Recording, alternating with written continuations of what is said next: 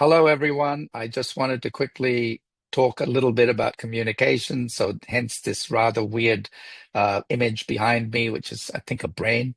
But the idea of how we communicate is, of course, a key skill in project management. We might come back with more on this if that's what you want to hear. But first up, I think you have to, as a new starting project manager or anybody who wants to get things done, be comfortable communicating. Now, yeah, some of us are shy, as we often talk and feel awkward, but the job dictates sometimes that you just got to get over your fears and communicate. Now, I wanted to just talk quickly about how maybe you can do that, because what I see from looking at my students and the way they behave is that it can take a very long time to do something very simple because they are worried about how it's going to look and how people are going to perceive it. And I guess here's the first lesson. It is worse to not communicate than to communicate badly. You can always improve the way you communicate, but just being silent as you worry and think about these things is actually worse. Now, something that just happened, that a sponsor needed something done.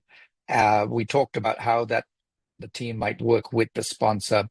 And what happened is the students did not basically send a very simple email to get the ball rolling, to introduce themselves, etc.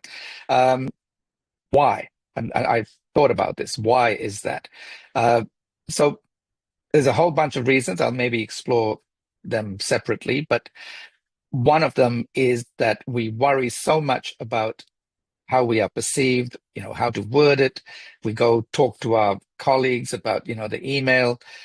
If you have a team, then it's best to find the person who is most comfortable.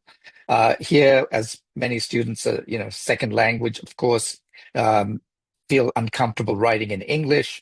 I would not be able to do anything in Chinese or any other language, so I get that.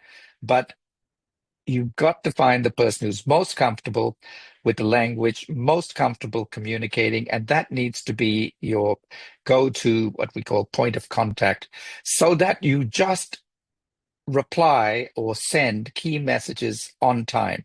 So it's a confidence game, and I guess that's what we'll unpack a little bit over a series of posts about how to get that confidence so that you just tick the box and do what any professional has to do, rather than going silent and worrying about how you are perceived and considered by the recipient of the email.